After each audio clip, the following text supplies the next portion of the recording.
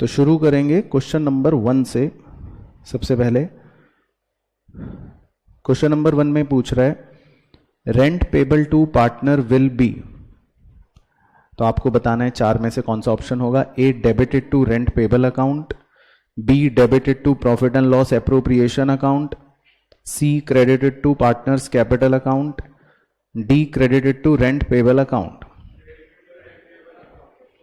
यानी कि option number D सही, क्योंकि रेंट पेबल या रेंट पेबल टू पार्टनर की जर्नल एंट्री होती है PNL account debit to rent payable account, तो इसीलिए उसको हम रेंट पेबल अकाउंट में क्रेडिट कर देंगे। सही ऑप्शन। इसके बाद क्वेश्चन नंबर 2 में पूछ रहा है interest on partners loan will be. Interest on partner loan जो है वो A debited to partners loan account, B debited to PNL appropriation account, C credited to partners loan account, या D credited to partners capital account. तो क्या होगा? C. Very good, क्योंकि interest on partner loan की entry होती है PNL account debit to partners loan account, तो इसको हम पार्टनर लोन अकाउंट में क्रेडिट कर देंगे। इसके बाद क्वेश्चन नंबर 3 में है in the absence of partnership deed a partner is entitled to an interest on the amount of additional capital advanced by him to the firm at a rate of 10%, 12%, 6% या not entitled. Not entitled. Very good, क्योंकि अगर partnership deed नहीं है तो ऐसे में partner को कोई भी इंटरेस्ट ऑन कैपिटल नहीं दिया जाता है, तो option D.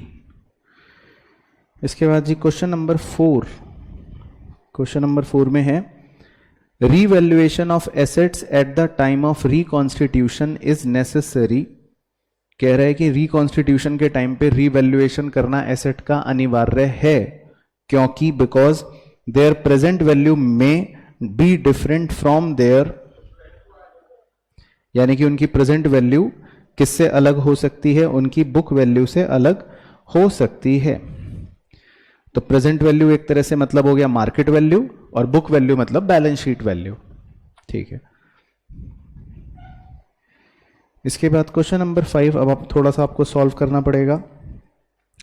If average capital employed in A firm is rupee 15 lakh, average of actual profits is rupee 1,80,000 and normal rate of return is 9%, then the value of goodwill as per the capitalization of average profit is। तो calculate कर लेते हैं, आप भी करो मैं भी करता हूं, फिर चेक करते हैं। तो किसी को capitalisation of average profit method से गुडविल का फॉर्मूला याद है? ठीक है। और कैपिटलाइज वैल्यू निकालने के लिए हम करते हैं average profit into 100 upon NRR, और माइनस करते हैं उसको नेट एसेट से। तो ये होता है formula average profit into 100 upon NRR minus net assets. तो एवरेज प्रॉफिट कितना दे रखा है हमको? 1,80,000। उसको इनटू कर दो 100 से, डिवाइड कर दो एनआरआर दे रखा है 9% से, माइनस नेट एसेट्स हमको कितना दे रखा है? सर नेट एसेट्स क्या होता है? नेट एसेट्स होता है एवरेज कैपिटल एम्प्लॉयड। तो एवरेज कैपिटल एम्प्लॉयड को ही साहब नेट एसेट्स कहते हैं। तो ये जो शुरू में दे रखा था ना एवरेज कैपिटल एम्प्लॉयड, इसी को नेट एसेट्स कहते हैं। तो अब इसको सॉल्व कर लो। 20 लाख माइनस 15 लाख, क्या आंसर आ जाएगा? 5 लाख। ठीक है, तो सही आंसर है इसका ऑप्शन नंबर सी, 5 लाख रुपए। याद रहेगा फॉर्मूला? चलो ठीक है जी। इसके बाद क्वेश्चन नंबर 6 में कह रहा है person who start a company are called. शुरुआत करने वाले व्यक्ति को क्या कहते हैं? प्रमोटर्स। ओके, वेरी गुड, सही। उसके बाद जी क्वेश्चन नंबर 7 क्वेश्चन नंबर 7 में पूछ रहा है such shares which will be repaid by the company within a stipulated period. कह रहा है कि कौन से शेयर्स कंपनी को वापस करने पड़ते हैं, रीपे करने पड़ते हैं। वेरी गुड, उन्हें कहते हैं रिडीमेबल प्रेफरेंस शेयर्स, क्योंकि रिडीमेबल का मतलब होता है जिन्हें रीपे करा जाएगा। उसके बाद है जी क्वेश्चन नंबर 8। क्वेश्चन नंबर 8 में पूछ रहा है balance of share for feature account is shown in the balance sheet. इस पे चर्चा हो रखी है। वेरी गुड, तो जो भी शेयर फॉर फीचर अकाउंट का बैलेंस होता है उसको हम शेयर कैपिटल के अंदर एज एन एडिशन शो करते हैं, तो ये एडिशन की तरह शो हो जाएगा टू शेयर कैपिटल या टू सब्सक्राइब्ड कैपिटल। उसके बाद क्वेश्चन नंबर 9 में पूछ रहा है Vasundhara and Veena were in partnership sharing profits and losses in the ratio of 3:1। They admitted Tilak as a new partner. Tilak brought 1,20,000 as his share of goodwill premium, which was credited to Vasudha and Veena capital account in the ratio of 2:1. जल्दी से बताओ ये 2:1 कौन सा ratio है? Very good, ये sacrificing ratio है, क्योंकि प्रीमियम हमेशा पार्टनर्स को सैक्रिफाइसिंग रेशियो में डिस्ट्रीब्यूट होता है। On the date of admission, goodwill of the firm was valued at 4,80,000. New profit sharing ratio will be। तो आपको 2 मिनट का समय मिलेगा, आपको नया प्रॉफिट शेयरिंग रेशियो बताना है कि क्या होगा। तो पहले आप सॉल्व करेंगे और फिर मैं डिस्कस कर लूंगा। तो सबसे पहले तो इस पे स्टार लगा लो, क्योंकि आप इस तरह के सवाल में बार बार गलतियां कर रहे हो। तो देखो बच्चों, बड़े ध्यान से पहले जितना जितना मैं बोलूं, इसमें सेकेंड लाइन में लिखा है तिलक जो नया पार्टनर है brought 1,20,000 as his share of goodwill, ठीक है। और लास्ट लाइन में उसने हमको दे रखा था कि goodwill of the firm was valued at 4,80,000, ठीक है। अब सबसे पहले आप ये देखो कि अगर फर्म की गुडविल है 4,80,000 और उसमें से तिलक जो है अपने शेयर के लिए 1,20,000 ला रहा है प्रीमियम, तो क्या मैं ये बोल सकता हूं कि तिलक का जो शेयर है, यानी कि तिलक को जो प्रॉफिट का हिस्सा मिल रहा है वो 1/4 है? पहले इस पर सब बच्चे अपनी सहमति दे देना तो मैं आगे बढ़ूं। इसका मतलब ये हो गया कि तिलक का शेयर प्रॉफिट में 1/4 होगा, क्योंकि कोई भी नया पार्टनर अपने प्रॉफिट के शेयर के हिसाब से ही प्रीमियम लेकर आता है। तो अगर फर्म की गुडविल 4,80,000 है और तिलक जो है वो 1,20,000 अपना शेयर लेकर आ रहा है, तो इसका मतलब तिलक का शेयर 1/4 होएगा। पहले बात क्लियर हो गई। अच्छा, अब तिलक को 1/4 शेयर जो मिल रहा है वो 1/4 शेयर मुझे पुराने पार्टनर वसुधा और वीना में से माइनस करना पड़ेगा। बोलो हाँ, ओके। तिलक को जो 1/4 शेयर मिल रहा है वो मुझे पुराने पार्टनर वसुधा और वीना में से माइनस करना पड़ेगा। और वो जो मैं माइनस करूंगा, क्या वो मैं बराबर बराबर करूंगा? क्या उनका सैक्रिफाइस बराबर बराबर का है? नहीं, उनका सैक्रिफाइस किस रेशियो में है? 2:1 में। तो इसकी पूरी एक गणित बन गई जो मैं आपके साथ शेयर कर देता हूं। सबसे पहले वसुधा का और वीना का ओल्ड शेयर क्या दे रखा है? 3:1। तो हमने लिख लिया 3/4 और 1/4। उसके बाद तिलक का शेयर कितना है? 1/4। तो देखो, आप ध्यान से देखो, वसुधा और वीना में से मैंने क्या क्या माइनस कर रखा है? 1/4 का 2/3 और 1/4 का 1/3 वसुधा से और वीना से रेस्पेक्टिवली माइनस कर दिया। क्लियर हो गया पॉइंट? तो तब आप जब सॉल्व करोगे देन आपका आंसर 7/12, 2/12 और 3/12 बन जाएगा, यानी कि नया रेशो आएगा 7:2:3। तो इसका सही आंसर बन गया ऑप्शन ए, बिल्कुल सही। तो option A is the correct answer, ठीक है ना। तो इंपॉर्टेंट क्वेश्चन हो गया पहला, बढ़िया क्वेश्चन। चलो अब आगे बढ़ते हैं क्वेश्चन नंबर 10। क्वेश्चन नंबर 10 में पढ़ते हैं, कह रहा है A and B are partners, A's capital is 1,50,000 and B's capital is 90,000.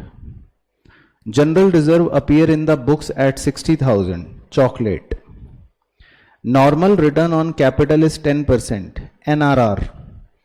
Value of goodwill calculated on the basis of 3 years purchase of the super profit is 2,10,000. तो आपको average profit निकालने, average profit will be, चलो साथ साथ ही solve कर लें. आपसे पूछता रहता हूं, नंबर ऑफ ईयर परचेज हमको 3 दे रखा है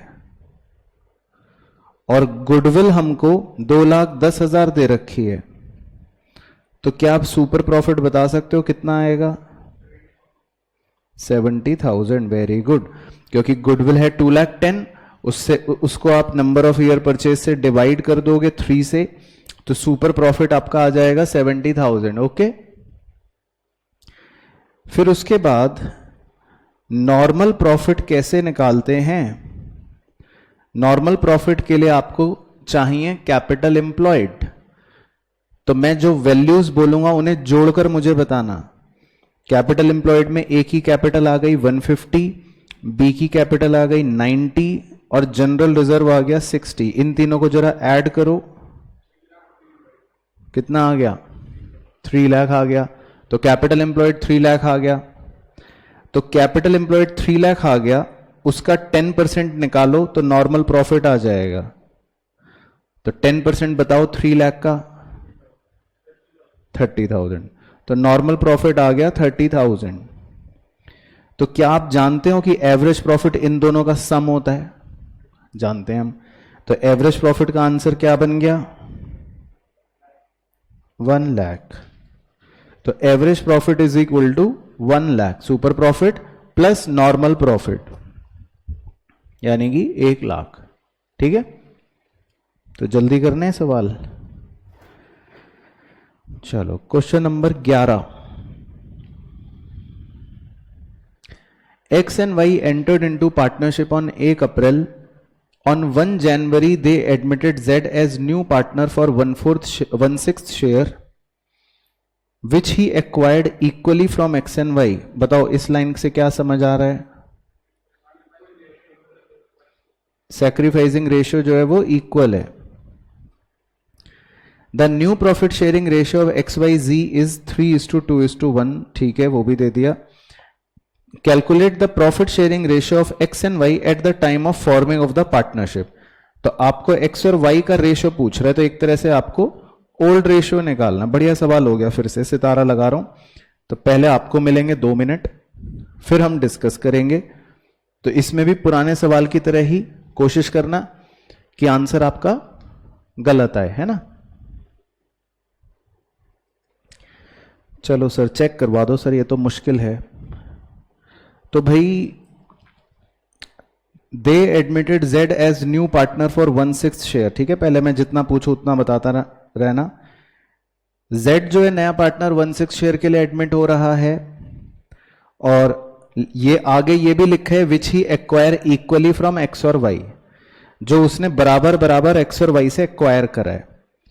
तो इसका मतलब अगर मैं आपसे ये पूछूं कि बताओ X ने क्या सैक्रिफाइस करा होगा, तो मैं कह सकता हूं कि 1/6 का आधा हिस्सा यानी कि 1/12 X ने सैक्रिफाइस करा होगा, और Y ने भी क्या सैक्रिफाइस करा होगा?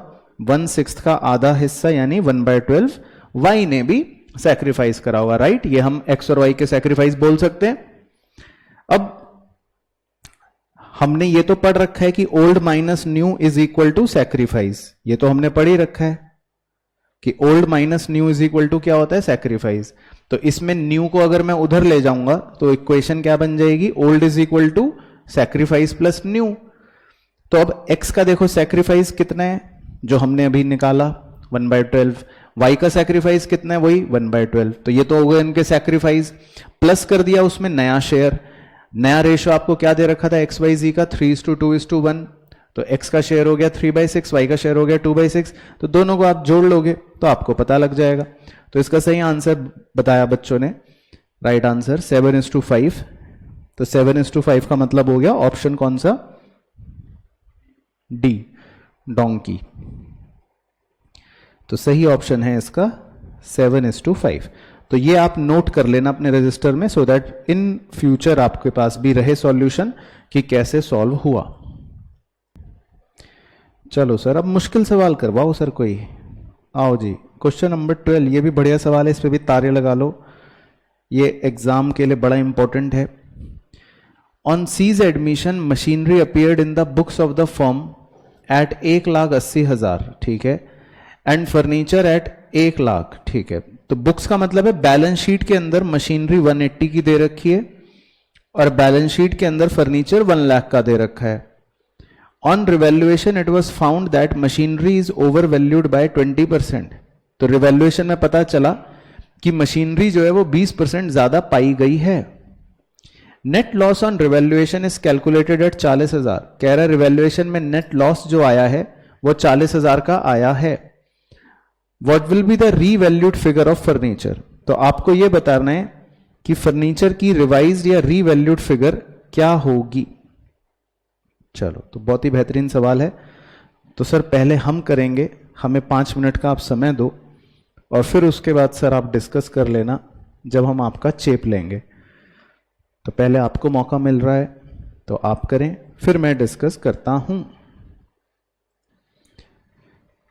तो बताइए जी, मशीन की वैल्यू है 180, फर्नीचर है 1 लाख। रीवैल्यूएशन पर यह पता चला कि machine is over valued bye 20% और नेट लॉस हमें दे रखा है 40,000। तो ये बताओ मशीन की एक्चुअल वैल्यू निकाली कि नहीं? वो कितनी आ रही है? 1,50,000, ठीक है। तो इसका मतलब ये हो गया कि मशीन की एक्चुअल वैल्यू जो आ रही है सही, वो है 1,50,000। तो इसका मतलब ये कि मशीन की वैल्यू में 30,000 रुपए की गिरावट हो गई, नुकसान हो गया। फिर हमें नेट लॉस 40,000 ये गिवन है कि हमारा रिवैल्यूएशन में 40,000 रुपए का नेट लॉस हुआ है, ये हमको गिवन है। तो ये बताओ कि भाई 10,000 रुपए जो डेबिट में ये बैलेंस बच रहा है, इसका मतलब ये क्या हुआ होगा? क्या हुआ होगा? ये फर्नीचर की वैल्यू में नुकसान हुआ होगा।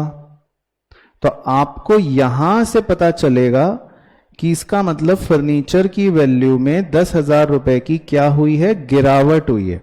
ये आपको रिवैल्यूएशन से ऐसे पता चलेगा। क्लियर हो गया पॉइंट सब बच्चों को? तो अब ये बताओ कि अगर फर्नीचर की वैल्यू में 10,000 रुपए की गिरावट हुई है तो अब फर्नीचर की रिवाइज्ड फिगर क्या हो जाएगी? 90,000 हो जाएगी। बिल्कुल सही। तो इसका सही ऑप्शन है ऑप्शन बी, बॉम्बे। ठीक है, समझ आ गया? तो इंपॉर्टेंट क्वेश्चन है ये, और बोर्ड्स के सैंपल पेपर के अंदर भी सेम वैरायटी का क्वेश्चन दे रखा है, तो इट इज इंपॉर्टेंट। तो सही आंसर हो गया ऑप्शन बी। चलो, question number 13। In case of admission of a partner, the entry for unrecorded investment will be, unrecorded investment की एंट्री क्या होगी? मतलब कि एक नया एसेट आपको रिकॉर्ड करना है, एक फायदा हो गया, तो फायदे की एंट्री क्या होगी? Very good. तो इन्वेस्टमेंट अकाउंट डेबिट, क्योंकि नया एसेट रिकॉर्ड कर रहे हैं हम, और फायदा हो गया तो टू रिवैल्यूएशन अकाउंट। तो ऑप्शन सी सही। इसके बाद क्वेश्चन नंबर 14।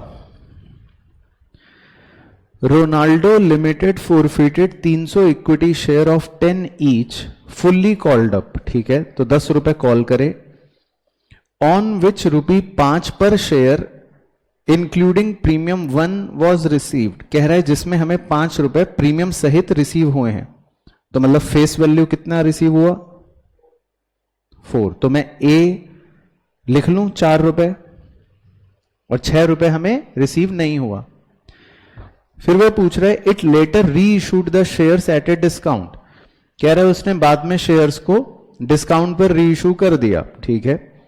तो वो ये पूछ रहा है द मैक्सिमम डिस्काउंट पर शेयर। आप एक शेयर में कितना डिस्काउंट मैक्सिमम दे सकते हो? 4 रुपी, क्योंकि आप ए वैल्यू से ज्यादा तो डिस्काउंट दे ही नहीं सकते, तो आपको लेक्चर में सिखा ही रखा है। तो सीधा सीधा आंसर हो गया ऑप्शन सी 4 रुपए। तो हम 4 रुपए से ज्यादा का डिस्काउंट नहीं दे सकते। ठीक है, इसके बाद है जी question number 15। Tripti and Khushi are partners sharing profits in the ratio of 3:2. Ruchi was the manager who received quarterly salary of 20,000 in addition to the commission of 10% on net profit after charging such commission. Okay. Total remuneration to Ruchi amounted to rupee 1,30,000. ठीक है. What was the profit for the year before charging salary and commission? तो एक काम करूं, ऐसे ही सिर्फ आपको समझाने के लिए P&L अकाउंट बना लेता हूं, ऐसे ही। तो इसमें हमारे पास कुछ प्रॉफिट रहा होगा जो फिलहाल मिसिंग है। फिर उसके बाद हमें मैनेजर को, मैनेजर का नाम है रुचि, रुचि को हमको सैलरी देनी है। तो आप उसको डेबिट साइड में लिखोगे क्योंकि आपको पे करना है। तो रुचि को कितनी सैलरी देनी है हमें, पढ़ो second line. Ruchi was manager who receive quarterly salary of 20,000। तो साल की कितनी हो गई, 80,000। तो रुचि को आपको 80,000 की सैलरी देनी है। फिर कह रहे हैं कि रुचि को आपको कमीशन भी देना है। कितना कमीशन देना है रुचि को, 10% ऑन द नेट प्रॉफिट, मतलब जो भी प्रॉफिट अभी बच रहा होगा आफ्टर चार्जिंग सच कमीशन। तो आपको 10/110 भी करना पड़ेगा। तो फिलहाल जो प्रॉफिट बच रहा होगा वो मुझे तो नहीं पता कितना बच रहा है, लेकिन उस नेट प्रॉफिट का आप 10/110 करोगे तो फिर रुचि का क्या आ जाएगा, कमीशन आ जाएगा, है ना, यही होगा। फिर उसने ये बोला है कि रुचि को जो हमने टोटल पे करा, total remuneration to Ruchi amounted to 1,30,000। तो हमने रुचि को टोटल 1,30,000 पे करा, ये बता रहा है। तो इसका मतलब ये कि साहब रुचि की सैलरी और रुचि का कमीशन ये दोनों मिलाकर हमने 1,30,000 पे करा है, ये पता है। तो बताओ रुचि का कमीशन कितना, कितना 50। तो पहले इतना सबको क्लियर, इतना सबको क्लियर, इसमें तो कोई दिक्कत डाउट नहीं है, यहां तक क्लियर, ठीक है। अब अगर रुचि का कमीशन आपने कहा है 50, तो 10/110 इंटू नेट प्रॉफिट करके ये 50 आया होगा। जाहिर सी बात है, ये 50 कैसे आया होगा, 10/110 इंटू नेट प्रॉफिट करा होगा आपने, या जो भी प्रॉफिट बच रहा है वो करा होगा आपने, तो 50 आया होगा। तो ये बताओ ये नेट प्रॉफिट की फिगर क्या रही होगी, ये नेट प्रॉफिट की फिगर रही होगी 5,50,000। वेरी गुड, तभी वो 50 बना होगा बाहर। तो अगर सैलरी पे करने के बाद 5,50,000 बच रहा है नेट प्रॉफिट, तो इसका मतलब ओरिजिनल प्रॉफिट कितने रहे होंगे, बताओ। अगर सैलरी देने के बाद 550 नेट प्रॉफिट बच रहा था, तो सैलरी देने से पहले कितना प्रॉफिट होगा, 6,30,000। बिल्कुल सही। तो इसका मतलब इन्होंने 6,30,000 रुपए के प्रॉफिट से शुरुआत करी होगी। अब चाहे आप क्रॉस चेक करके भी देख सकते हो। इसका मतलब इनका प्रॉफिट कितना रहा होगा शुरुआत में, 6,30,000। समझ आ गया पॉइंट। तो 630 में से पहले 80 सैलरी दे दी, कितना बच गया 550। फिर 550 में 10/110 कमीशन दे दिया 50। तो देखो टैली हो गया ना। तो इसका मतलब इनका प्रॉफिट 630 रहा होगा बिफोर सैलरी या कमीशन पे करने से पहले। तो यही वो पूछ रहे कि what was the profit for the year before charging salary and commission. तो सही आंसर हो गया 630। तो इस क्वेश्चन में भी आप स्टार लगा लो, क्योंकि अगर मैं ना करवाता तो आपका गलत आता, है ना। बट समझ आ गया सबको, चलो जी बहुत ही बढ़िया।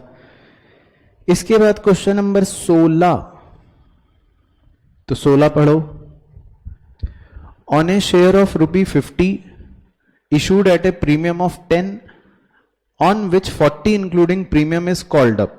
तो हमने 40 रुपए ही अभी कॉल करे हैं इंक्लूडिंग प्रीमियम, तो यानी 30 + 10 मान लेते हैं कॉल हुआ। And 25 including premium paid is forfeited, और जिसने आदमी ने 25 रुपए प्रीमियम सहित जो दिए थे वो हमने फोरफीट कर दिए।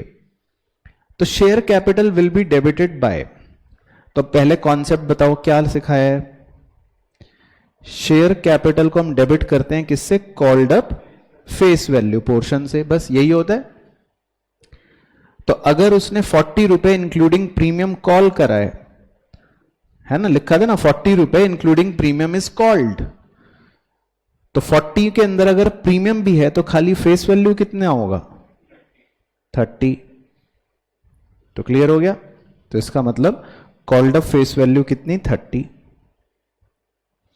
तो share capital account will be debited bye 30 रुपए। चलो इसके बाद जी क्वेश्चन नंबर 17 ये आपसे करवाएंगे। R limited forfeited 5000 share of 10 each issued at 10% premium to Shreya 9 called up, अपने आप समझना, on which she did not pay 3 रुपए अलॉटमेंट इंक्लूडिंग प्रीमियम, अपने आप समझना, and first call of 2 out of these 3000 shares were reissued as fully paid up for ₹8 पर share, अपने आप समझना। The amount transfer to capital reserve will B, चलो तो पहले आप निकालोगे फिर मैं डिस्कस करूंगा सिर्फ फॉर्मूला। आइए जी, तो 5000 शेयर है 10 ईच एट 10% प्रीमियम, मतलब ₹1 प्रीमियम है। फिर उसमें लिखा है क्वेश्चन में कि 9 रुपए कॉल्ड अप, जिसमें उसने 3 रुपए अलॉटमेंट के इंक्लूडिंग प्रीमियम, तो 3 रुपए अलॉटमेंट का वो मैं ऐसे मान लूं कि 2 फेस वैल्यू और 1 प्रीमियम, और फर्स्ट कॉल 2 रुपए की नहीं दी। तो भाई अगर 9 रुपए कॉल्ड अप है और वो कह रहा है कि 2 रुपए फेस वैल्यू और 2 रुपए फेस वैल्यू फर्स्ट कॉल और अलॉटमेंट के नहीं दिए, तो इसका मतलब उसने कितने रुपए दे दिए होंगे, इसका मतलब उसने 5 रुपए एप्लीकेशन के दे दिए होंगे। क्या मैं सही बोल रहा हूं? तो क्या मैं ए अमाउंट 5000 शेयर्स इंटू 5 रुपए 25,000 लिख लूं सीधा? बोलो हां, इसमें तो कोई दो राय नहीं है किसी को, ठीक है। फिर वो कह रहा है कि मैंने 3000 शेयर री इशू करे फुल्ली पेड अप, तो फुल्ली पेड अप मतलब हो गया 10 रुपए फॉर ₹8 पर शेयर, और 8 रुपए का री इशू प्राइस हो गया। तो कितने रुपए का डिस्काउंट हो गया? 2 रुपए। तो 3000 शेयर्स मैंने इशू करे 2 रुपए के डिस्काउंट पे, तो मैं बी अमाउंट 6000 लिख लूं, इसमें तो कोई दो राय नहीं है किसी को। तो जी कैपिटल रिजर्व का फॉर्मूला क्या होता है?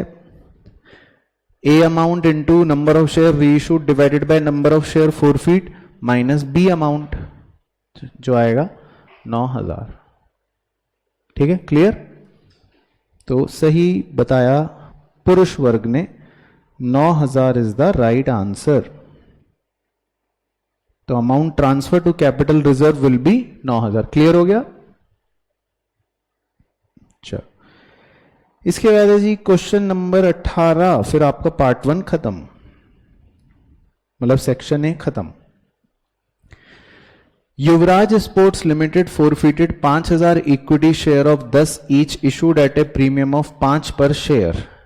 तो ऐसे बना लो, 10 रुपए फेस वैल्यू है, 5 रुपए प्रीमियम है। For the non payment of allotment money of 7 रुपए इंक्लूडिंग प्रीमियम 3, उसने अलॉटमेंट का पैसा नहीं दिया, तो अलॉटमेंट को मैं ऐसा बना लेता हूं 4 रुपए फेस वैल्यू और 3 रुपए प्रीमियम नहीं दिया। And first call and final call of ₹5 per share including premium 2, और फर्स्ट ऑन फाइनल कॉल को इसका मतलब मैं बना लेता हूं कि 3 रुपए फेस वैल्यू और 2 रुपए प्रीमियम नहीं दिया। तो ये बताओ उसने कितना दिया? 10 में से उसने 3 नहीं दिया, 4 नहीं दिया, तो कितना दिया? कितना दिया? 3 रुपए दिया। तो क्या मैं ए अमाउंट 5000 शेयर इंटू 3 रुपए दिया 15000 लिख लूं? किसी को कोई आपत्ति तो नहीं है? ए अमाउंट 15000 हो जाएगा।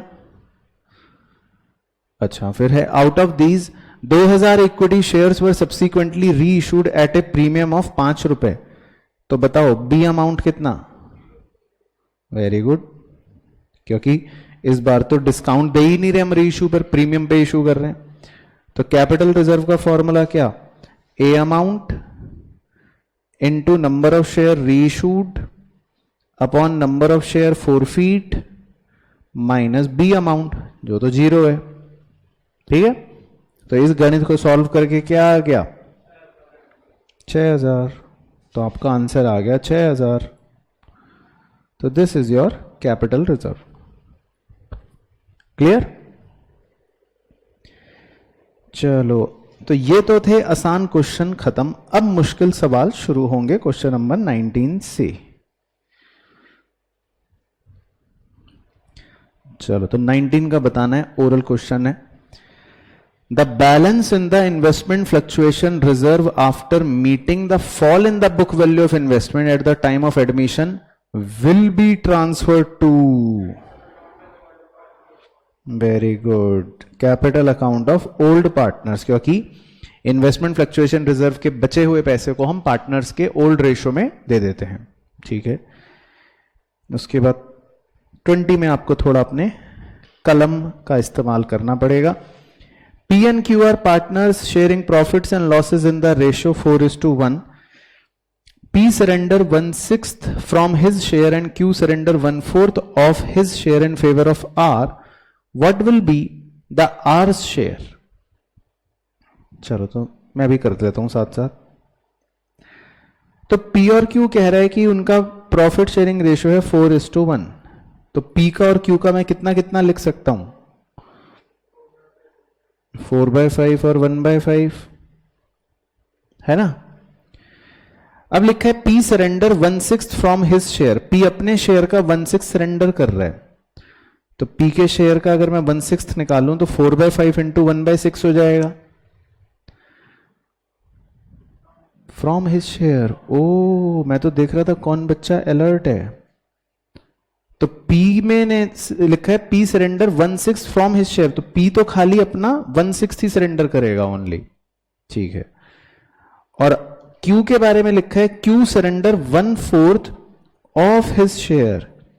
तो Q के शेयर का मैं 1/4 निकाल लूंगा। तो वो ये पूछ रहा है बताओ R का नया शेयर क्या होगा। तो इन दोनों को जोड़कर R का नया शेयर निकाल लेते हैं। तो 1/6 प्लस 1/20, कॉमन एलसीएम हो गया 120, ये बन गया 20, ये बन गया 6, तो 26/120। तो इसको 2 से कट कर देंगे तो ये हो जाएगा 13/60। तो सही आंसर हो गया 13/60। तो इसका मतलब R का शेयर हो गया 13/60। चलो ठीक है, तो ये भी हो गया। उसके बाद जी question number 21, which of the following factors affecting goodwill except, मतलब कौन सा फैक्टर गुडविल को प्रभावित करता है एक्सेप्ट, मतलब कौन सा नहीं करता ये पूछ रहा है। तो बताओ, नेचर ऑफ गुड्स करता है, करता है। लोकेशन ऑफ बिजनेस करती है, करती है। टेक्निकल नो हाउ करता है, करता है। कस्टमर की लोकेशन करती है, नहीं करती, क्योंकि कस्टमर की लोकेशन से बिजनेस के गुडविल पे थोड़ी ना कोई भी फर्क पड़ेगा। आप कहीं से भी आओ, जंगल से उठ के आओ, उससे बिजनेस को क्या। चलो 22, अब ये आपको करना है अपने आप। P, Q and R are partners sharing profits in the ratio 1:2:3. They have omitted interest on capital at 5% per annum for 2 years. तो उन्होंने लगातार 2 साल तक इंटरेस्ट ऑन कैपिटल देना भूल गए। Their fixed capitals are 2 lakh, 3 lakh and 5 lakh respectively. तो आपको एडजस्टमेंट एंट्री पास करनी है। चलो, तो पहले आप करेंगे, अपने हुनर का प्रदर्शन दिखाइए, फिर हम डिस्कस कर लेंगे। बताइए जी, क्या आ रहा है option? B Bombay, B Bombay, कर लें चेक? चलो चेक कर लेते हैं। तो भाई बहुत ही सिंपल क्वेश्चन है कि पी क्यू आर पार्टनर्स हैं और 2 साल वो आईओसी देना भूल गए, तो आप 9% अगर निकालोगे 2 लाख, 3 लाख और 5 लाख का, तो वो कितना आएगा? 18, 27 और 45, तो 2 साल का कितना हो गया? ठीक है, 36, 54 और 90, तो 2 साल का आईओसी निकाल के हम क्रेडिट कर देंगे उनको, तो 36, 54 और 90 क्रेडिट कर दिया, और तीनों को जोड़कर 1,80,000 को प्रॉफिट शेयरिंग रेशियो में डेबिट कर दिया। तो फिर आपका नेट इफेक्ट क्या बन रहा होगा? Q debit to P।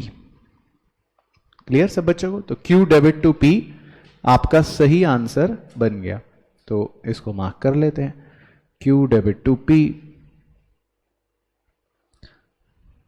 तो ऑप्शन नंबर बी।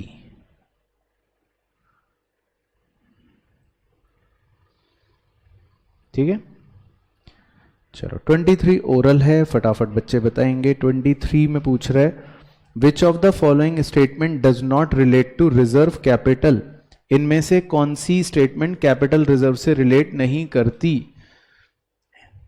सर हमें तो रिजर्व कैपिटल के बारे में कुछ भी नहीं पता, हम क्या बता सकते हैं? It is a part of uncalled capital of company, ये तो ठीक है। It can not be used during the life time of A company, ये भी है। It can be used for writing of capital losses, ये नहीं है। तो रिजर्व कैपिटल को हम कैपिटल लॉसेस राइट ऑफ करने के लिए इस्तेमाल नहीं कर सकते, ऐसा कोई भी पॉइंट नहीं होता, तो ये नहीं है। और सब्सक्राइब्ड कैपिटल का क्या ये पार्ट है ऑलरेडी, क्योंकि जो सब्सक्राइब्ड के अंदर ही तो आता है ना कि भाई कितना कॉल्ड है और कितना अनकॉल्ड है, तो अनकॉल्ड अगर कोई है तो वो रिजर्व कैपिटल होगी।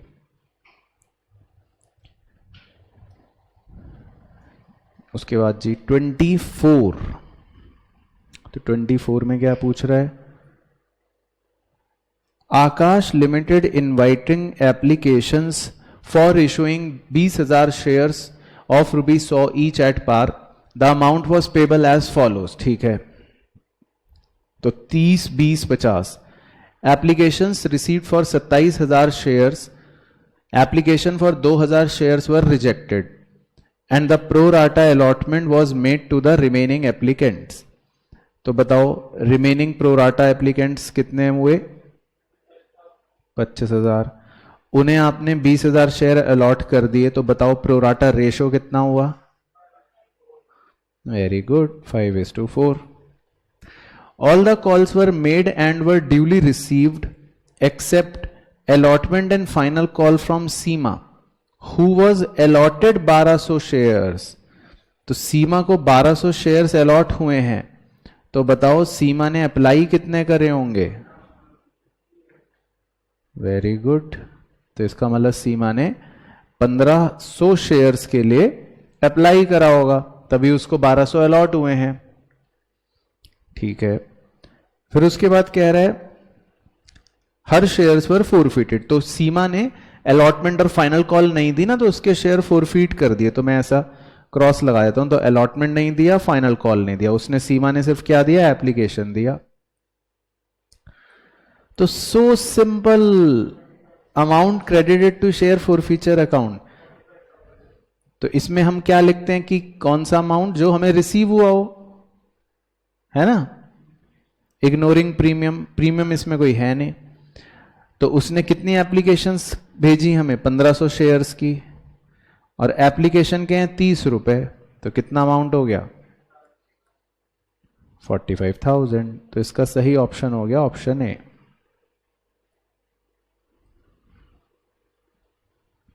ठीक है, तो बस डायरेक्ट आ जाएगा इसमें, तो 45,000 रुपए is the amount credited to share forfeiture account.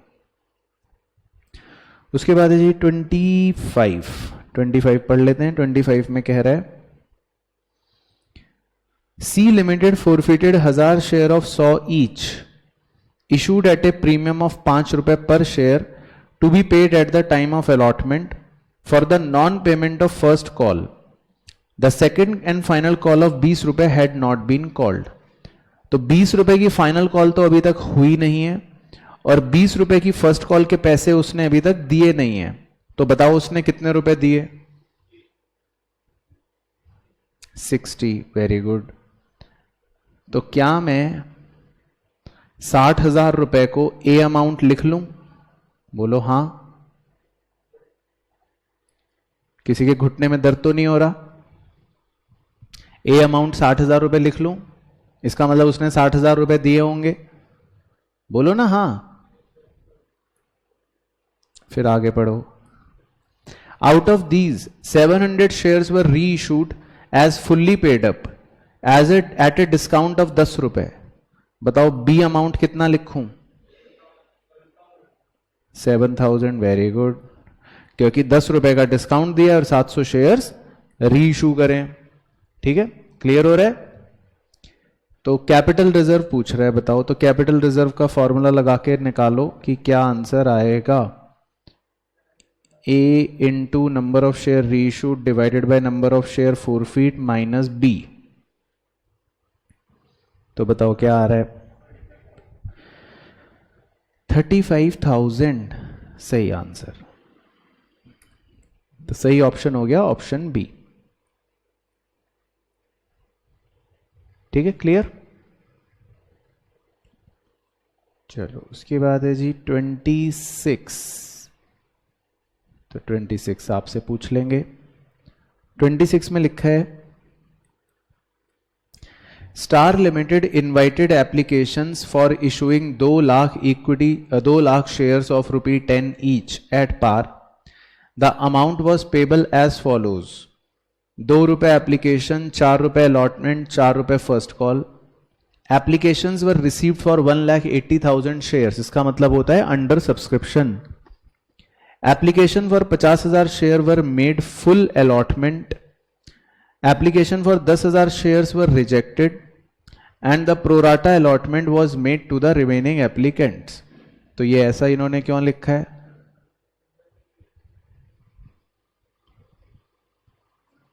हाँ, गलत है क्वेश्चन. क्यों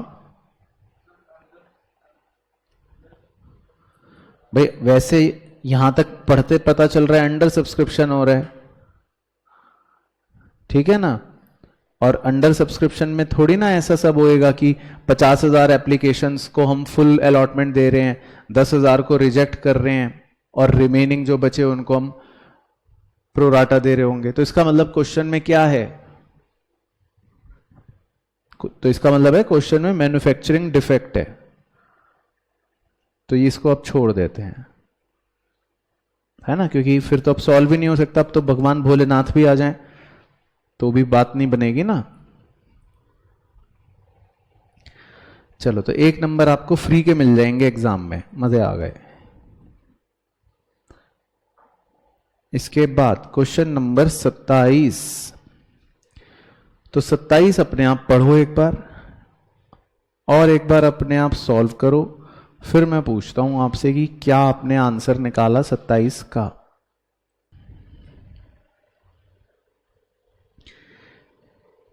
तो एबीसी का पुराना रेशो है 3:2:1 और उनका नया रेशो है 4:4:1. गुडविल की वैल्यू है 270 और जनरल रिजर्व की वैल्यू है 90. और पार्टनर्स चाहते हैं कि जनरल रिजर्व को डिस्ट्रीब्यूट या डिस्टर्ब ना करा जाए. तो कॉन्सेप्चुअली गुडविल की भी एंट्री होती है गेनिंग टू सैक्रिफाइसिंग और जनरल रिजर्व की भी एंट्री होती है गेनिंग टू सैक्रिफाइसिंग. तो हम इन दोनों अमाउंटों को मिलाकर 3,60,000 के हिसाब से ही गेनिंग टू सैक्रिफाइसिंग एंट्री कर सकते हैं. अब ये बताओ गेन किसने करा और सैक्रिफाइस किसने करा? बी ने गेन करा और ए और सी ने सैक्रिफाइस करा. तो बी हो जाएगा डेबिट और ए और सी हो जाएंगे क्रेडिट. तो एक ही ऑप्शन में बी को डेबिट दे रखा है ना? तो आगे सॉल्व भी नहीं करने की जरूरत पड़ी मुझे, तो मजे आ गए. तो ए ऑप्शन ही इसका मतलब ठीक होगा। तो क्लियर हो गया पॉइंट। तो gaining partner debit to sacrificing partner, in fact इसमें तो आपको बिना सॉल्व करे भी पता लग गया ऑप्शन से, क्योंकि एक ही ऑप्शन में बी को डेबिट करा गया है। चलो इसके बाद जी क्वेश्चन नंबर 28। क्वेश्चन 28 क्या कह रहा है? A, B and C are partners in a firm sharing profits in the ratio 3:4:1. They decided to share profits equally with effect from 1 April. ठीक है। On that date, workman compensation reserve shows a balance of 2,70,000 and there was a claim of 1.5 lakh against it. तो 2,70,000 का अगर workman compensation reserve है और 1,50,000 का claim है, तो कितने रुपए बच गए? 1,20,000 बच गए।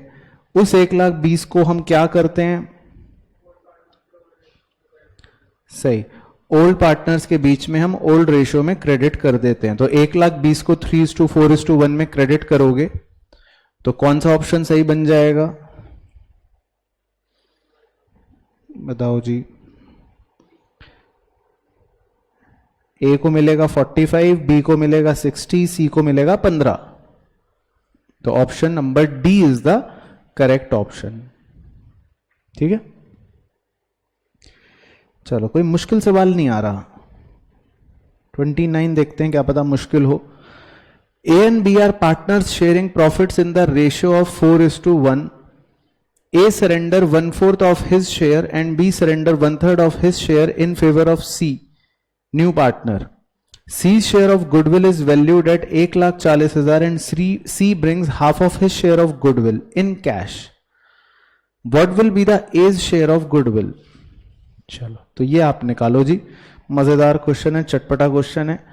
तो 2 मिनट का समय आपको मिलेगा, फिर हम डिस्कस करेंगे आपके साथ।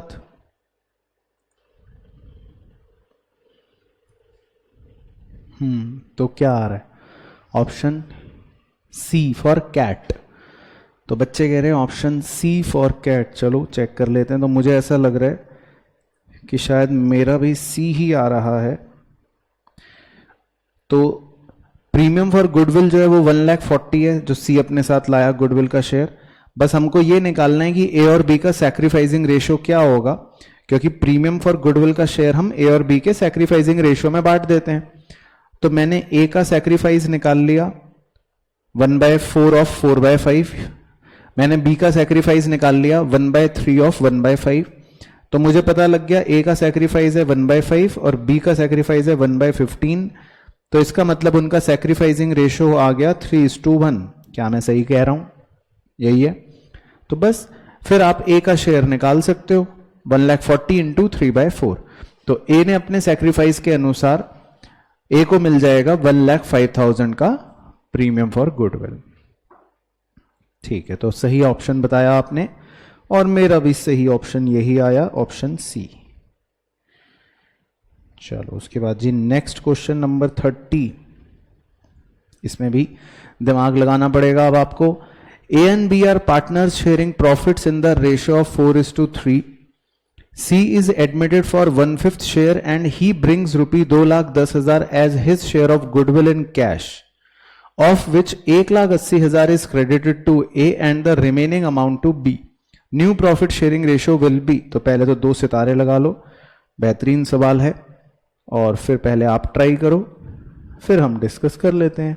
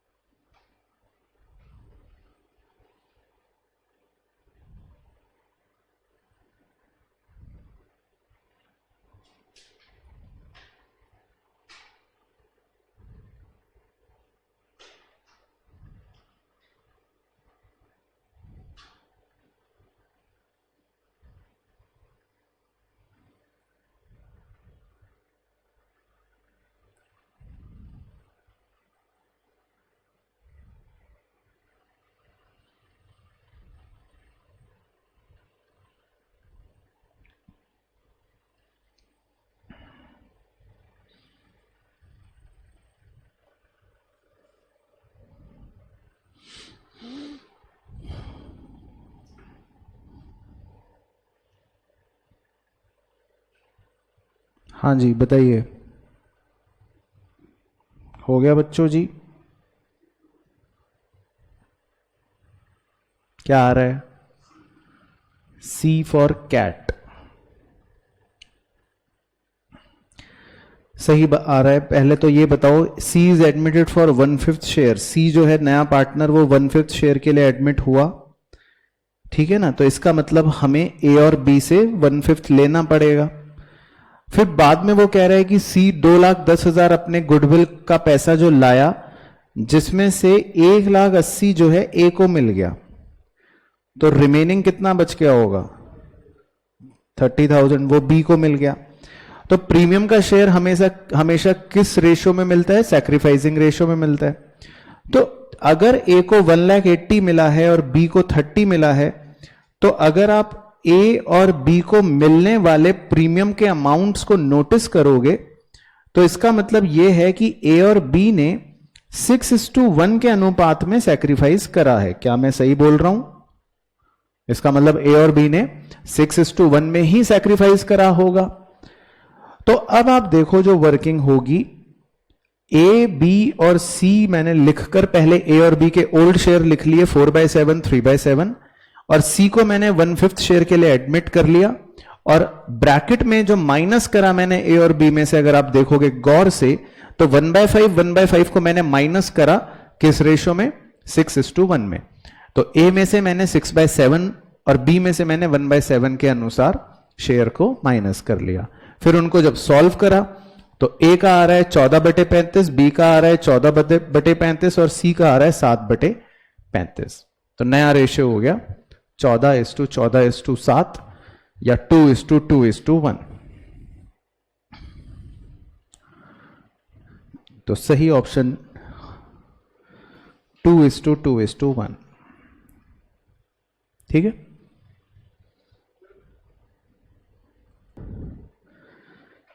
तो अब सिर्फ आपको स्टेटमेंट पढ़ के सही गलत बताना है, वेरी सिंपल। क्वेश्चन नंबर 31 में कह रहा है goodwill is a fictitious asset, false. और फिर कह रहा है goodwill is an intangible asset, true. तो सिंपल हो गया है। तो कितना? तो ऑप्शन डी, असर्शन का स्टेटमेंट गलत है लेकिन रीजन का स्टेटमेंट सही है। वेरी सिंपल, एक नंबर फ्री। उसके बाद क्वेश्चन नंबर 32 में भी यही काम करना है। 32 में कह रहा है असर्शन में all accumulated losses are transfer to old partners capital account at the time of admission of partner in their sacrificing ratio, false. Old ratio होता है। और रीजन में स्टेटमेंट दे रहा है if the incoming partner brings the amount of goodwill in cash then the same is distributed among the old partners in their new profit sharing ratio, false, क्योंकि इसमें sacrificing ratio होता है। तो इसका मतलब दोनों ही गलत हैं। तो C, both A and R are false। उसके बाद 33, each partner is an agent as well as principal of the firm, true। Feature में पढ़ाया था आपको शुरू में mutual agency.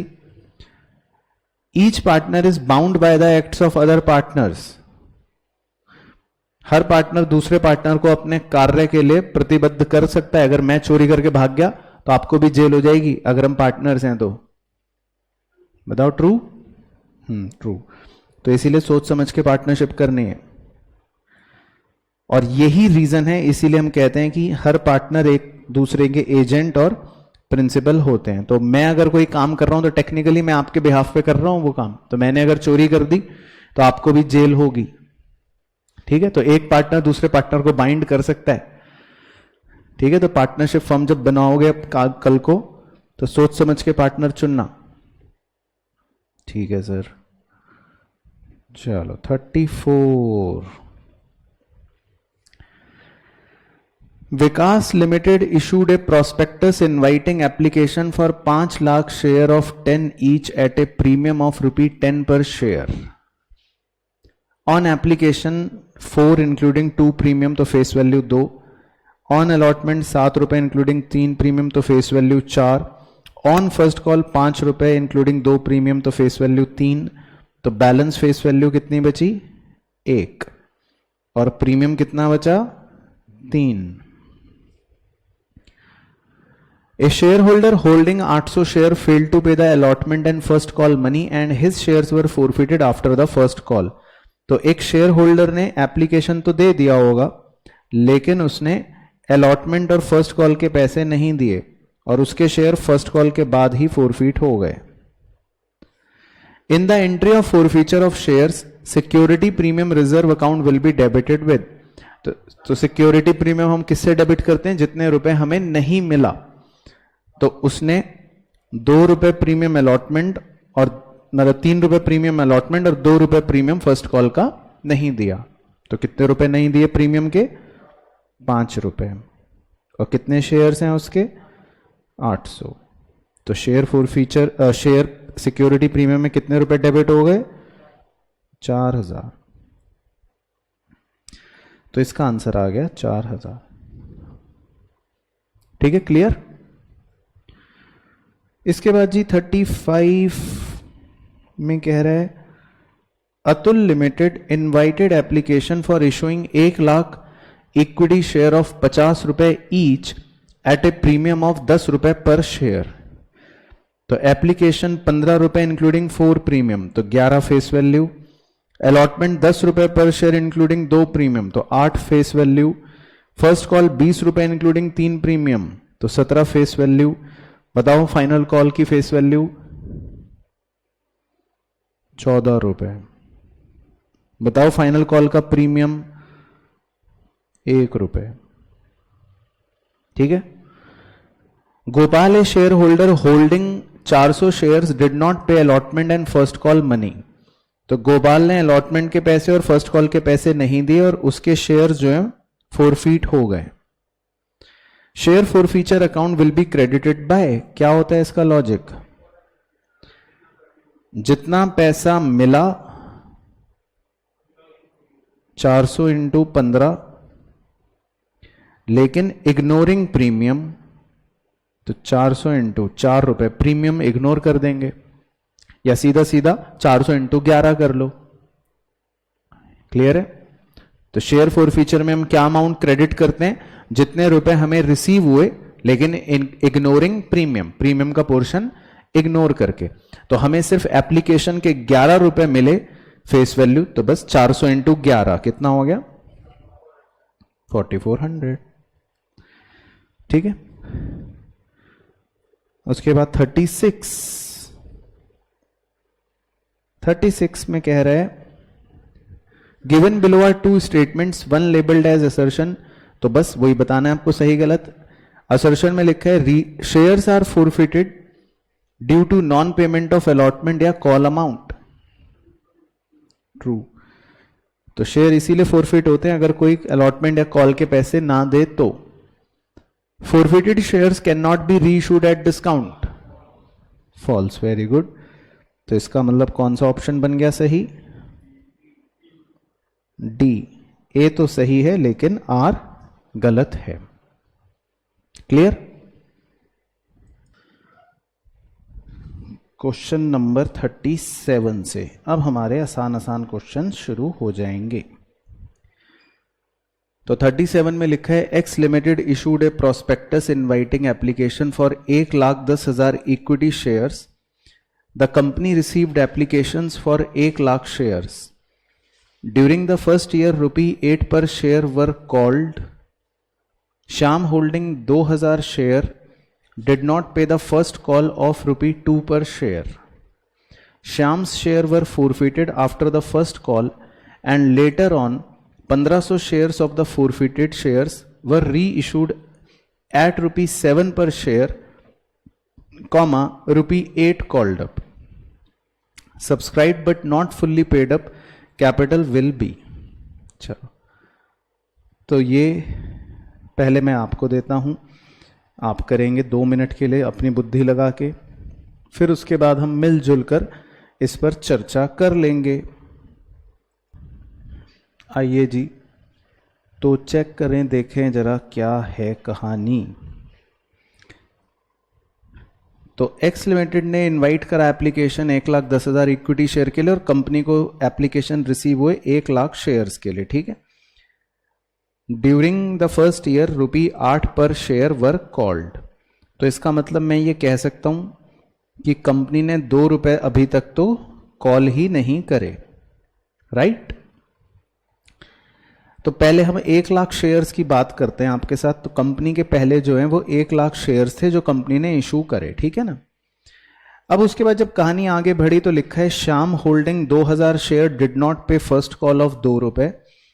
Shyam shares were forfeited, बस कट, यहां तक पढ़ रहा हूं अभी। तो श्याम के 2,000 शेयर्स जो हैं वो फोरफीट हो गए। तो इसका मतलब क्या सिखा रखा है आपको कि इसका मतलब श्याम के शेयर्स मर गए। फोरफीट होने का मतलब क्या होता है कि शेयर मर गए, राइट। तो अब कितने शेयर बचे कंपनी के पास? 98,000 शेयर्स बचे कंपनी के पास। क्या मैं सही कह रहा हूं यहां तक? फिर उसके बाद लिखा है आगे थोड़ी देर बाद ही, लेटर ऑन, बाद में 1,500 shares of the forfeited shares were री इशूड। बाद में 1,500 शेयर्स फिर से री इशू हो गए। तो इसका मतलब यह है कि 1,500 शेयर्स जो हैं वो वापस से क्या हो गए? जिंदा हो गए। फोरफीट हुए थे लेकिन वो भगवान भोलेनाथ के आशीर्वाद से वापस से क्या हो गए? जिंदा हो गए। तो क्या मैं ये कह सकता हूं कि कंपनी के आज 99,500 शेयर्स हैं? क्या ये कहा जा सकता है? पहले इतना क्लियर हो गया।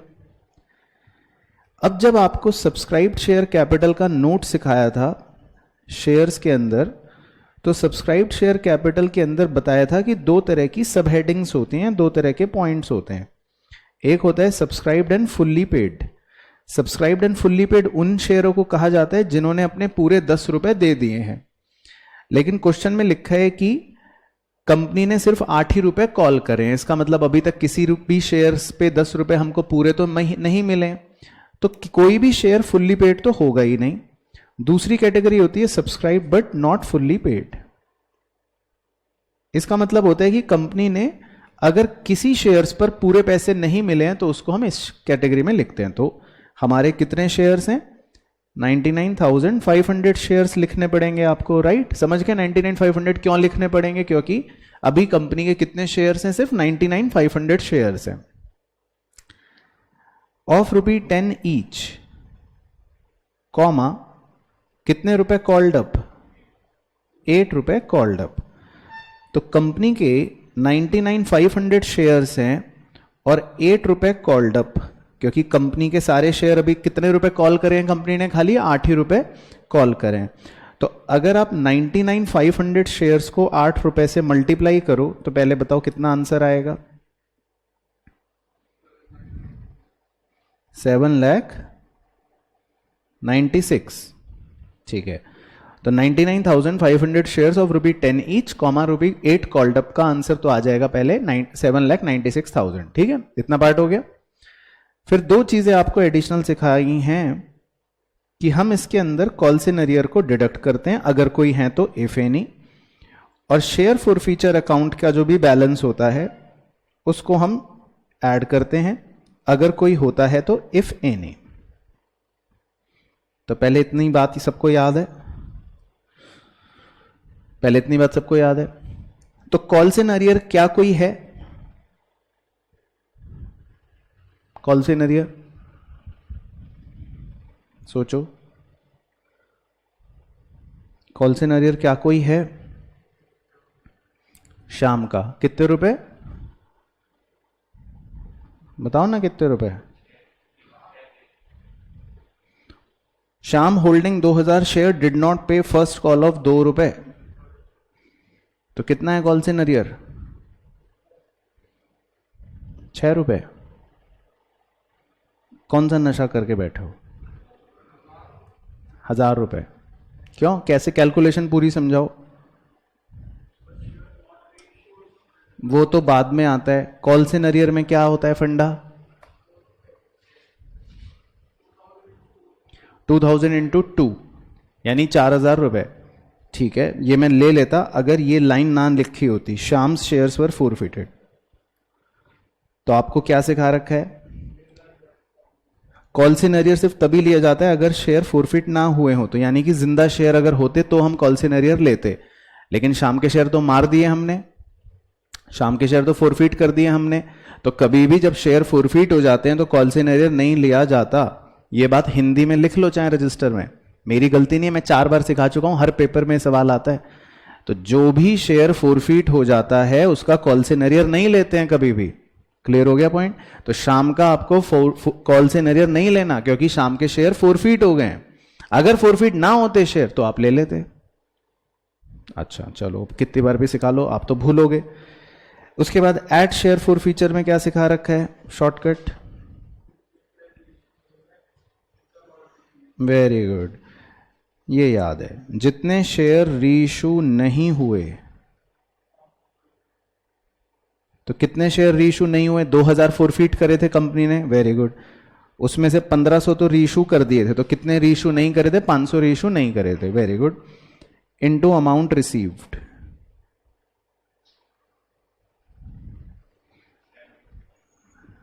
वेरी गुड, तो 6 रुपए हमें रिसीव हो गए थे, तो 500 इंटू 6 कितने रुपए?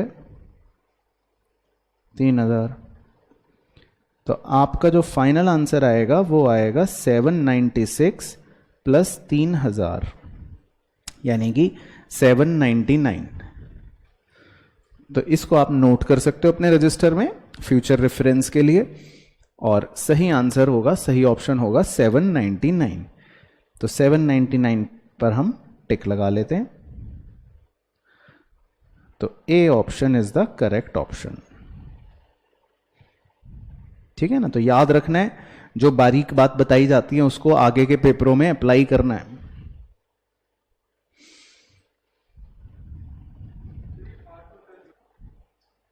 अब इसके बाद बढ़ते हैं नेक्स्ट आसान क्वेश्चन पर 38।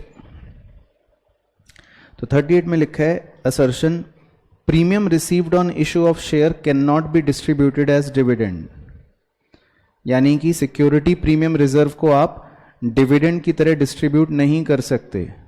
ट्रू, वेरी गुड, क्योंकि सिक्योरिटी प्रीमियम रिजर्व का यूटिलाइजेशन स्पेसिफिकली 5 तरीकों से ही करा जा सकता है। और दूसरा स्टेटमेंट लिखा है premium on issue of shares is a capital loss, तो फॉल्स, क्योंकि premium on issue of share कोई कैपिटल लॉस नहीं है, इनफैक्ट वो तो एक रिजर्व एंड सरप्लस का पार्ट हो गया। तो सही ऑप्शन बन गया ऑप्शन ए। चलो, ये भी तो सिंपल था। उसके बाद जी क्वेश्चन नंबर 39 के लिए, मतलब ये केस स्टडी है छोटी सी। Shweta and Tripti are partners sharing profits and losses in the ratio 2:1 with the capital of 3 lakh and 2 lakh. Okay. You are required to answer the following question in each of the following alternative. 39. If the partnership deed for interest on capital at the rate 9% per annum, तो अगर interest on capital जो है वो हमको 9% per annum देना हो, तो एक बार 9% निकालना, 3 लाख का और 2 लाख का, 27,000 और 18,000, तो टोटल हो गया मिलाकर 45,000। और फिर वो कह रहा है and the profits of the firm for the year are 36,000, लेकिन प्रॉफिट्स हमारे पास सिर्फ 36,000 हैं। तो फिर हमको रेशियो ऑफ आईओसी में डिवाइड कर देना पड़ेगा। तो 27,000 और 18,000 का रेशियो मतलब हो गया 3:2। तो आपको 36,000 को 3:2 में डिवाइड करके पता लग जाएगा कि श्वेता को कितना शेयर मिलने वाला है। तो 36,000 को 3:2 में डिवाइड करके जो 3 वाला पोर्शन है श्वेता वाला वो निकाल लो, वो कितना आएगा? 21,600 कह रहे हैं बच्चे, ठीक है। तो 36,000 इंटू 3/5, ठीक है। और अगर वो तृप्ति का पूछता तो हम 2/5 कर लेते। चलो ठीक है। उसके बाद 40, if the partnership deed provides for interest on capital at 9% per annum and the loss for the year is 15,000, तो कह रहा है अगर हमें इंटरेस्ट 9% पर एनम देना होता और लॉस हो जाता 15,000 का, तो फिर बताओ श्वेता का कितना शेयर होगा? नील। वेरी गुड, क्योंकि लॉस के केस में तो फिर हम इंटरेस्ट देते ही नहीं। उसके बाद 41, if the partnership deed is silent as to the interest on capital and the profit for the year was 60,000, अगर पार्टनरशिप डीड साइलेंट होती और प्रॉफिट होते फर्म के 60,000, then the Tripti's share of interest on capital will be, क्यों? क्योंकि partnership deed अगर silent होती है तो फिर इंटरेस्ट ऑन कैपिटल हम नहीं देते हैं। चलो, तो बहुत ही मजेदार। उसके बाद लास्ट सेक्शन, मतलब लास्ट पार्ट, तो इसमें हमारी दूसरी वाली किताब जो है या एनालिसिस वाली किताब के सवाल हैं। Question 42, on the basis of the following data the proprietary ratio of the company will be. Proprietary ratio का फॉर्मूला सुनाओ। Very good, share holder fund upon total assets. तो इक्विटी शेयर कैपिटल बताओ ये क्या है? Very good. उसके बाद debenture क्या है? Non current liability. उसके बाद करंट लायबिलिटी क्या है? Current liability. और स्टेटमेंट ऑफ पीएनएल का डेबिट बैलेंस क्या है? एसएचएफ में, लेकिन माइनस, क्योंकि ये नुकसान है। तो न्यूमरेटर तो आ गया 2,80,000। उसके बाद डिनोमिनेटर, टोटल एसेट्स के लिए आप क्या क्या जोड़ोगे? वेरी गुड, टोटल एसेट्स के लिए हम जोड़ते हैं एसएचएफ, वो तो 2,80,000 है ही, प्लस एनसीएल वो 90 है, प्लस सीएल वो 30 है। तो टोटल एसेट कितने हो गए? 4 लाख। तो टोटल एसेट हो गए 4 लाख। तो शेयर होल्डर फंड है 280 और टोटल एसेट्स हैं 4 लाख। तो 280 बटे 4 लाख करके देखो कि क्या आ रहा है। क्या आ रहा है? 280 बटे 4 लाख, 70%। ओके, तो this is your correct answer. चलो, उसके बाद क्वेश्चन नंबर 43, इसमें आप मुझे वैसे ही मैच सुना दो। Current liability plus working capital, very good, current asset, total assets minus current liability, capital employed का फॉर्मूला होता है, बिल्कुल सही।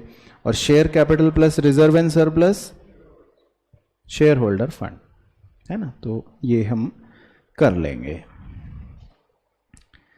तो कौन सा बन गया सही मैच? ऑप्शन नंबर बी, उसमें हमारे मैच सही दे रखे थे। उसके बाद क्वेश्चन नंबर 44 आइए। तो 44 में कह रहा है assuming debt equity ratio is 1.2:1। तो थोड़ी देर के लिए एज्यूम कर लेते हैं डेट इक्विटी रेशियो 1.2:1 है। डेट इक्विटी रेशियो का फॉर्मूला क्या होता है? NCL upon SHF. तो एज्यूम कर लेते हैं कि हमारे नॉन करंट लायबिलिटी हैं 1,20,000 और शेयर होल्डर फंड है 1 लाख। विच of the following will increase the ratio? आपको यह पहचानना है कि इनसे किसकी वजह से रेशियो बढ़ेगा। तो रेशियो बढ़ने के मैं फिर से बताया तो दो ही कारण हो सकते हैं, या तो एनसीएल बढ़े मतलब न्यूमरेटर बढ़े, या एसएचएफ कम हो डिनोमिनेटर घटे। तो न्यूमरेटर के बढ़ने से या डिनोमिनेटर के घटने से रेशियो बढ़ जाएगा। तो ए में लिखा है issue of preference shares against the purchase of fixed assets. तो ए में तो लिखा है कि प्रेफरेंस शेयर इशू कर दिए, तो प्रेफरेंस शेयर इशू करने से तो आपका डिनोमिनेटर बढ़ जाएगा। तो ये तो आंसर होगा नहीं, गलत हो गया। बी में लिखा है issue of debentures against the purchase of fixed asset. आप डिबेंचर्स इशू करेंगे तो आपका नॉन करंट लायबिलिटी बढ़ जाएगा, यानी कि न्यूमरेटर बढ़ जाएगा। तो इसकी वजह से डेफिनेटली आपका रेशियो इंक्रीज हो जाएगा। तो यही हो गया हमारा सही ऑप्शन। ठीक है, क्लियर। चलो, उसके बाद है जी 45। Which of the following is current sequence to be shown under current assets. ये है ना मजेदार क्वेश्चन। शेड्यूल 3 चैप्टर 1 में पढ़ाया था करंट एसेट्स के, आपको याद होने चाहिए किस ऑर्डर में आते हैं। तो कैश इक्विवेलेंट तो लास्ट में आता है, तो ये तो गलत ही हो गया। पहले करंट इन्वेस्टमेंट आता है, फिर इन्वेंट्री, फिर ट्रेड रिसीवेबल, फिर कैश एंड कैश इक्विवेलेंट। तो ये ऑर्डर बिल्कुल सही है, यानी कि option B is the correct answer. उसके बाद 46 के मैच बताओगे आप। 500 shares on which final call not received. Very good. Subscribe but not fully paid, क्योंकि पैसे अभी पूरे नहीं मिले। 500 shares on which final call has not been called. तो 500 शेयर जिन पर अभी फाइनल कॉल ही नहीं करी है। Subscribe but not fully paid, क्योंकि ये भी अभी फुल्ली पेड नहीं है, पैसे पूरे नहीं मिले। Shares offer to the public for subscription. Very good, ये सिखाया ही था। जो हम पब्लिक को ऑफर करते हैं शेयर्स, उसको इशूड शेयर कैपिटल कहा जाता है। तो ऐसा कौन सा ऑप्शन है जिसमें 1 सी के पास जा रहा है और 2 सी के पास जा रहा है और 3 डी के पास जा रहा है? तो ऑप्शन ए जो है उसमें ये मैच सही हो रखे हैं। तो 1 सी के पास जा रहा है, 2 भी सी के पास जा रहा है और 3 जो है वो डी के पास जा रहा है। उसके बाद 47 तो सिंपल है। तो 47 में आपको बताना है the period of operating cycle is 1 financial year, that is 12 months. True या false? True. Operating cycle emerges every year, मतलब हर साल बदल सकती है। ट्रू। ठीक है, तो सही ऑप्शन ए। तो दोनों बिल्कुल सही रीजन है।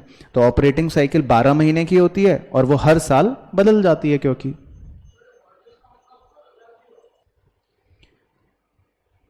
चलो इसके बाद है जी 48 में, मुझे वैसे ही ट्रू फॉल्स बता दो बस।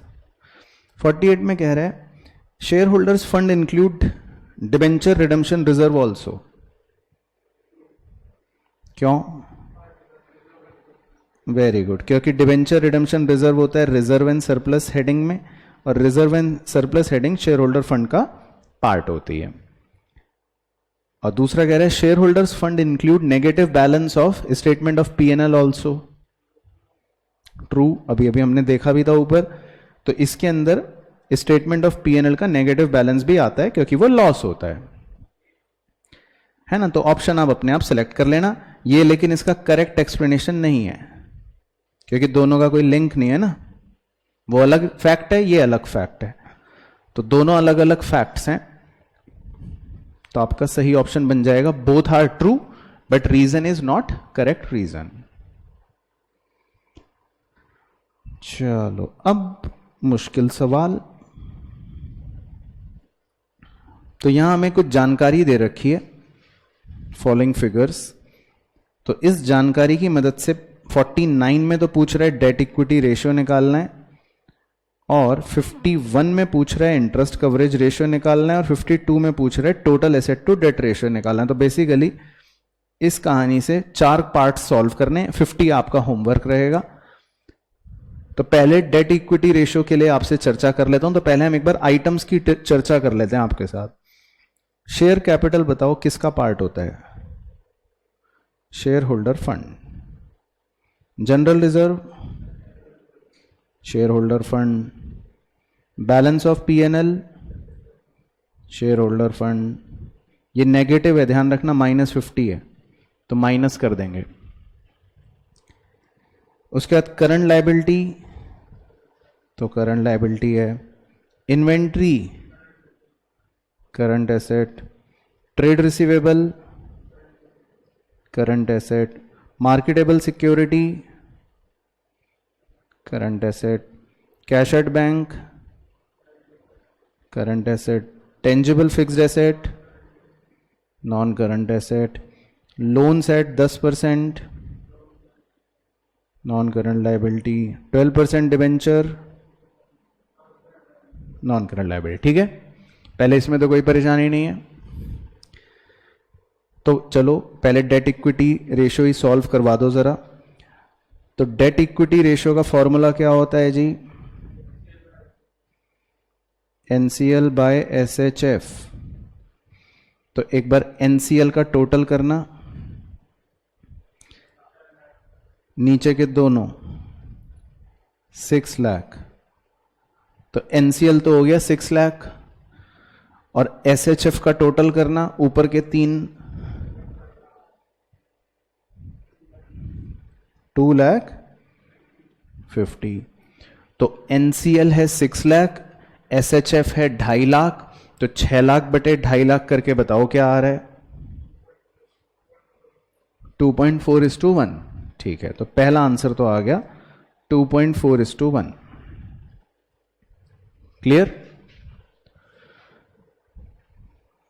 चलो उसके बाद इंटरेस्ट कवरेज रेशियो का फॉर्मूला बताओ जी।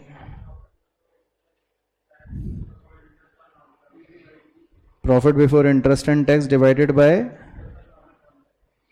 Interest on long term debt. Okay, तो profit before interest and tax कहीं दे रखा है क्या? कह रहा है net profit for the year after interest and tax 96,000। अच्छा, तो उसने तो हमको प्रॉफिट आफ्टर टैक्स दे रखा है, और रेट ऑफ इनकम टैक्स उसने 50% दे रखा है। तो पहले मैं प्रॉफिट बिफोर टैक्स निकाल लूं। किसी को याद है फॉर्मूला प्रॉफिट बिफोर टैक्स का? ठीक है, very good. Profit after tax divided bye 100% minus tax percent. तो प्रॉफिट बिफोर टैक्स कितना आ जाएगा?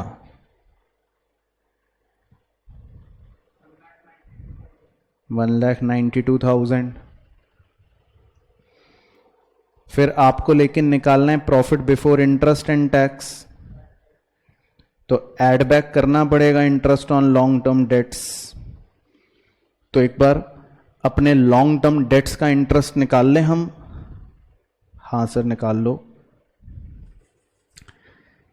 तो नीचे के दो आइटम्स देखो, लोन एट 10%, तो 4 लाख का 10% कितना हो गया? 40। तो एक ये फिगर याद रखेंगे। और 12% डिबेंचर 2 लाख, तो 2 लाख का 12% कितना हो गया? 24। तो 40 और 24 कितना हो गया? 64।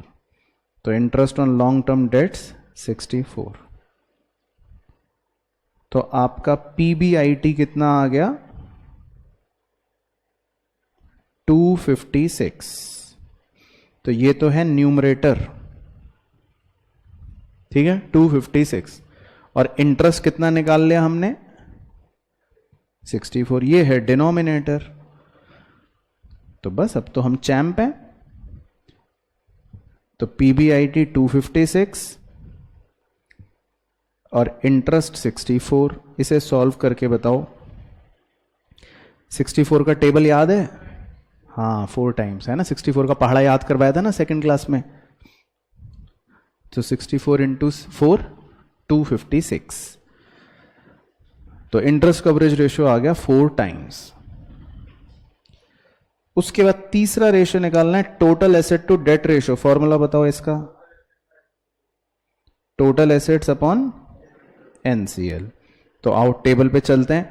टोटल एसेट्स जोड़ो जरा सारे। टोटल एसेट्स कौन से होंगे? CA से लेकर NCA तक।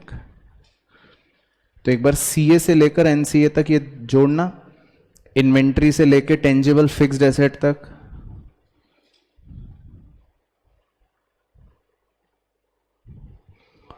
तो 2.5 और 2 4.5 और 50 5 और 7.5 12.5 12.50। तो टोटल एसेट्स 12.50। ठीक है। और डिवाइडेड बाय NCL, तो अभी जोड़ के आए थे ऊपर 6 लाख। तो 12.5/6 12.5 बताओ, 2.08 कहाँ है, ये 2.08:1, ठीक है। चलो तो ये भी मजेदार क्वेश्चन, बस 3 और बचे। क्वेश्चन नंबर 53 कर लेते हैं फटाफट, ये इंपॉर्टेंट भी है। तो 53 में कह रहा है opening inventory 2 lakh, closing inventory 240, purchases 42 lakh, wages 520, carriage inward 60, selling expense 120, revenue from operation 60, gross profit ratio will be. तो कैसे करें, सीओजीएस का फॉर्मूला बताना।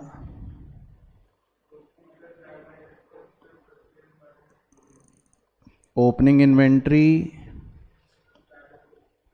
Plus purchases plus direct expense कौन कौन से हैं, वेजेस, कैरेज इनवर्ड और सेलिंग एक्सपेंस, है ना। बताओ डायरेक्ट एक्सपेंस कौन कौन से हैं और सेलिंग एक्सपेंस क्या है। हाँ वो नहीं है, वो डायरेक्ट एक्सपेंस नहीं है, वो तो इनडायरेक्ट एक्सपेंस है। हाँ, माइनस क्लोजिंग इन्वेंट्री 2,40,000, तो कॉस्ट ऑफ गुड सोल्ड निकाल लो कि कितना आ रहा है।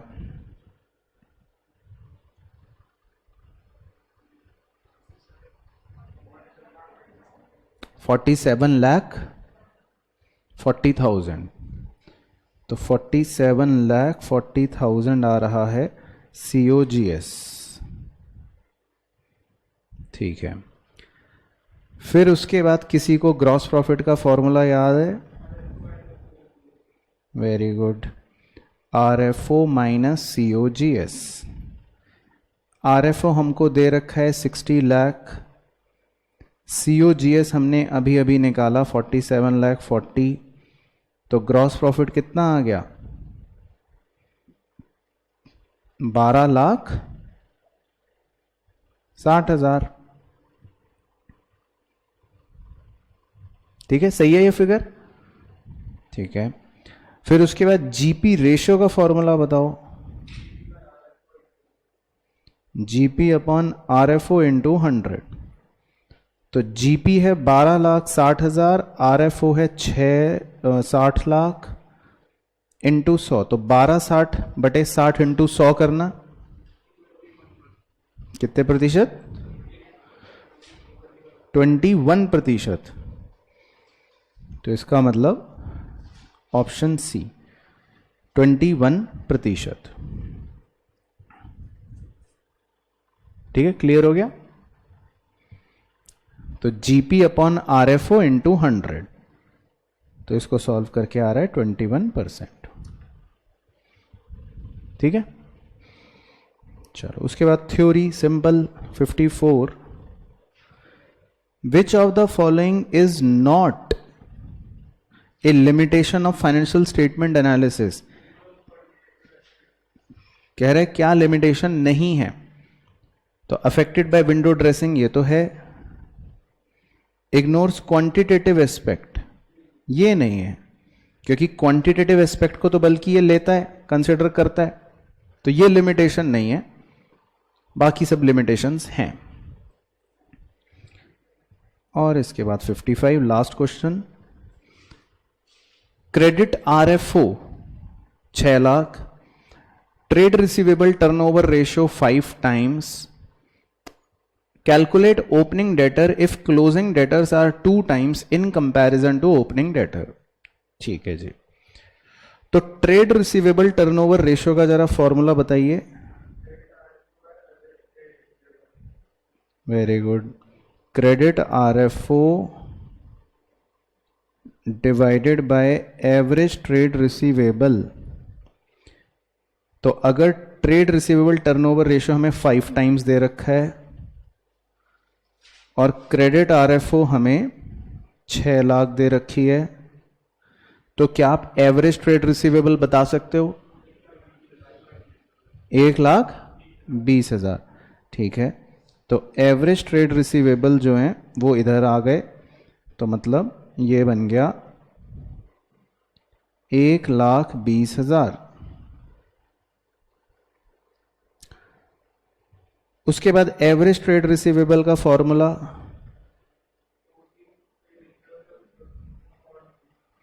Opening trade receivable plus closing trade receivable upon 2।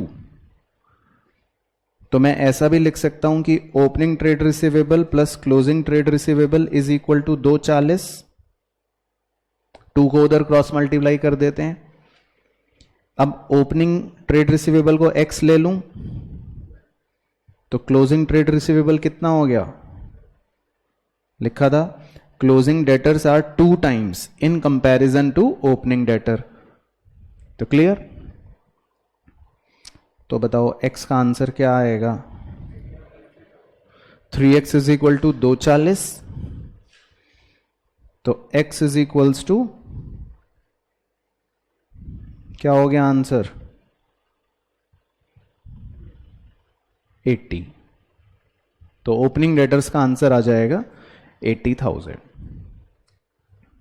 ठीक है, कंप्लीट। कोई भी क्वेश्चन में डाउट तो नहीं है, सारे क्वेश्चन अच्छे से आ गए। चलो, तो डन फॉर द डे।